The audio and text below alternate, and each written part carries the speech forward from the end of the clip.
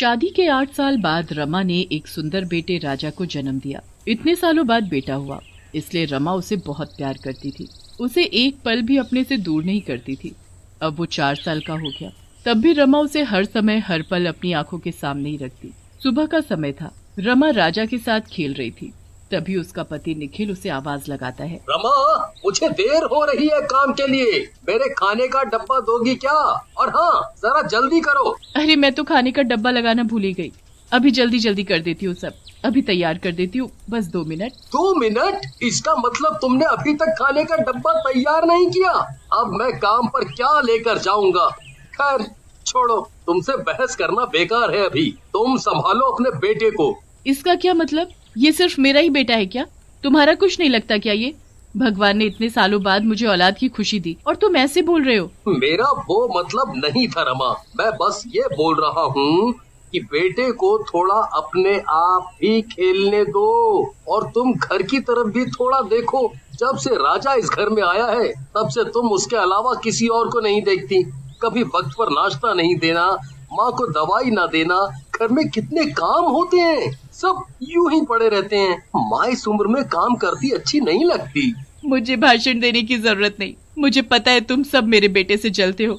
और हाँ, अब तुम्हें काम के लिए देर नहीं हो रही। हाँ, देरी तो मुझे पहले ही हो गई। ठीक है, मैं चलता हूँ। अब अपना और राजा का ख्याल रखना।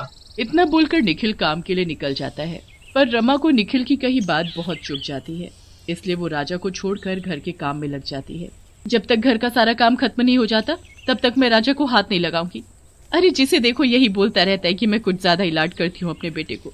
मैं उसकी माँ हूँ तो भला क्यों ना करूँ। राजा आंगन में खिलौनों से खेल रहा था, तभी वो खेलते खेलते घर से बाहर चला जाता है और सीढ़ी से नीचे गिर जाता है। उसके रोने और चिल्लाने की आवाज सुनते ही रमा सब कुछ छोड़कर बाहर भागती है। राजा, मेरा बच्चा, मैं इसीलिए तुझे अपने से दूर नहीं करती थी कि कहीं तुझे चोट न लग जाए, पर तू कुछ बोलता क्यों नहीं? आंखें खोल राजा, आंखें खोल। तभी वहाँ पड़ोसन शालू आ जाती है। तुम्हारा बेटा तो आंखें ही नहीं खोल रहा रमा, कहीं से कुछ हो तो नहीं गया? ऐसा मत बोलो शालू, मेरे बेटे को कुछ नहीं हो सकता। उठ राजा उठ, तू उठता क्यों नहीं? अब मैं क्या करूँ? मैं एक तांत्रिक बाबा को जानती हूँ, तुम उनके पास चली जाओ, वो जरूर तुम्हारे बेटे को ठीक कर देंगे। उन्होंने कई मरे लोगों को जीवन दान दिया है, बहुत ही पहुंचे हुए बाबा हैं वो जरूर तुम्हारे बेटे को ठीक कर देंगे। रमा तुरंत बाबा के पास पहुंचती है। तुम्हारा बेटा अब इस दुनिया में नहीं है, ये मर चुका है। ऐसा मत बोलिए बाबा, मैं बड़ी आस लगाकर आपके पास आई हूँ।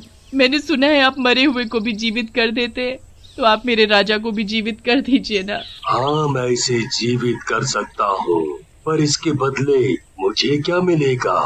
बाबा की इतनी बात सुनते ही रमा घर की तरफ भागती है और अलमारी में रखा सारा पैसा निकालकर बाबा को दे देती है। बाबा, मैं बहुत गरीब हूँ और मेरे पास बस इतना ही है, जो था मैंने सब आपको दे दिया। अब मेरे बेटे को जीवित कर दीजिए। बाबा कुछ मंत्र पढ़ता है और अपने थैले से भभूत निकालकर राजा के पूरे शरीर पर मल देता है। राजा तुरंत अपनी आंखें खोल देता है। राजा, मेरा बच्चा, मेरा बेटा, बाबा आपका बहुत बहुत शुक्रिया। आपने मेरे बेटे के साथ साथ मुझे भी जीवन दान दिया है। वो तो ठीक है, पर मेरी एक बात ध्यान से सुनो। तुम्हारा बेटा अब कोई साधारण बच्चा नहीं है, वो अब बिल्कुल अलग है। मेरा मतलब ये है कि इस बच्चे को घर से बाहर बिल्कुल नहीं निकालना और पानी से दूर रखना। इसके ऊपर कभी भी पानी नहीं पड़ना चाहिए। अगर गलती से पड़ गया तो ये वहीं के वहीं भस्म हो जाएगा, क्योंकि ये अब एक मिट्टी के समान है। रमा बाबा की सारी बात मानती है और अपने बेटे को घर ले जाती है। रमा बेटे को जिंदा देख बहुत खुश थी, पर उसे ये नहीं पता था कि उसका बेटा अब एक शैतान बन चुका है, एक भूतिया बच्चा।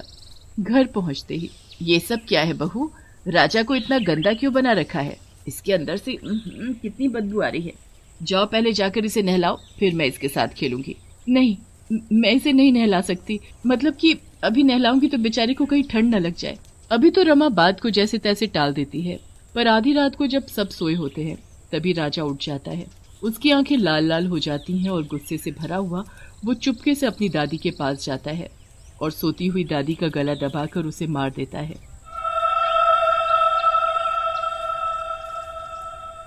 जब सुबह होती है, निखिल, माँ अब इस दुनिया में नहीं है, वो हमें और इस दुनिया को छोड़कर जा चुकी है। निखिल, ये सब क्या हो गया? कल तक तो माँ खूब हंस बोल रही थी और आज। होनी को कौन टाल सकता है रमा?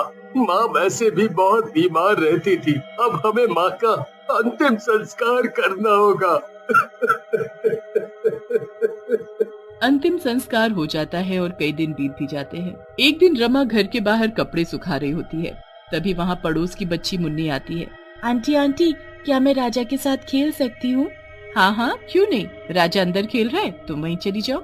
मुन्नी अंदर खेलने तो जाती है, पर ये मैंने क्या कर दिया, कहीं मुन्नी राजा के ऊपर पानी न डाल दे। वो उसे गोद में उठाकर बाहर भी तो ला सकती है। नहीं नहीं, तांत्रिक बाबा ने मना किया था मुझे इन सब की। रमा दौड़ती हुई घर के अंदर जाती है तो हैरान रह जाती है। राजा भूत रूप में था और वो मुन्नी का गला पकड़े हुए था। तू मेरे ऊपर पानी कैसे डाल सकती है? मेरी सूरत क्या इतनी बुरी है जो तुम मेरा मुंह धोने चली थी? दोबारा ऐसी हरकत मत करना लड़की। न, न, न, न, न, नहीं करूंगी, अब मुझे छोड़ दो, जाने दो। अगर राजा ने इसे छोड़ दिया तो ये मुन्नी सभी को राजा के बारे में बता देगी। मैं ऐसा नहीं होने दूंगी। राजा बेटा, इसे छोड़ना मत, नहीं तो ये तुम्हारे बारे में सबको बता देगी। ऐसा करो, तुम इसे मार दो। माँ की बात सुनते ही भूतिया बच्चा मुन्नी को मार देता है और रमा चुपचाप उसे उठाकर घर के पीछे गाड़ आती है। अगर किसी ने भी मेरे राजा के ऊपर पानी डालने की कोशिश की तो मैं और राजा उसे छोड़ेंगे नहीं, उसे मार डालेंगे। शाम का समय था। निखिल की आज काम से छुट्टी थी, इसलिए वो घर पर ही था। निखिल बड़े प्यार से राजा को बुलाता है।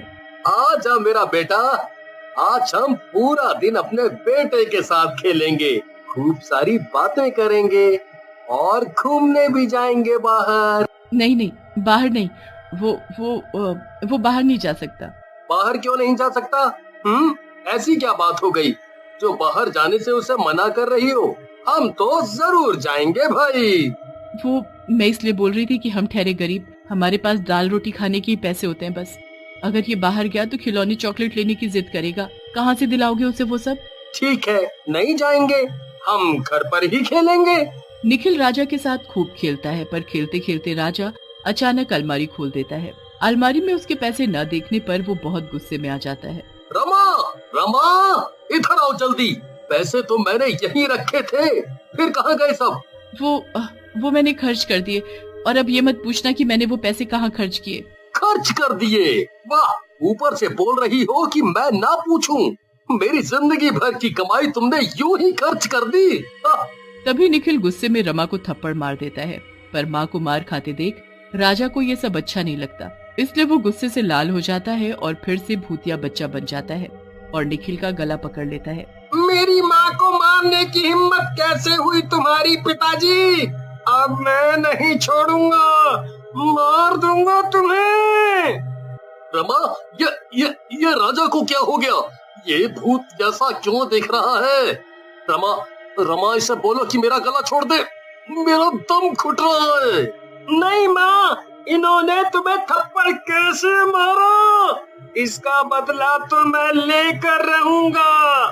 तभी निखिल उससे अपने को छुटाकर बाहर भाग जाता है। भूतिया बच्चा भी उसका पीछा करते हुए बाहर चला जाता है। बाहर की रोशनी पड़ते ही बच्चा आग की तरह जलने लगता है। ये क्या? तुम्हें ये क्या हो रहा है? राजा, ये कैसे लगी तुम्हारे अंदर? मैं अभी कुछ करती हूँ। माँ, मुझे बचाओ, बहुत जल रहा है मेरा शरीर। माँ! रमा को कुछ समझ नहीं आता, इसलिए वो हड़बड़ाहट में उसके ऊपर पानी डाल देती है। भूत पर पानी पड़ते ही वो भस्म हो जाता है और राख में बदल जाता है। राजा, मेरा बेटा, ये मैंने क्या कर दिया? मैंने अपने ही हाथों से अपने बेटे को मार डाला। मैं कैसे भूल गई कि तांत्रिक बाबा ने मना किया था पानी से दूर रखने को तुझे। रमा निखिल को सब बता देती है। अगर वक्त पर तुम मुझे बता देती तो हम उसे तांत्रिक के पास नहीं, डॉक्टर के पास ले जाते, और जो पैसे तुमने तांत्रिक को दिए उससे उसका इलाज कराते, वो जरूर बच जाता। पर अब कुछ नहीं हो सकता, कुछ नहीं हो सकता। रमा की जिंदगी फिर से बेजान हो गई। अब वो पैसों से भी गरीब और औलाद से भी गरीब हो गए।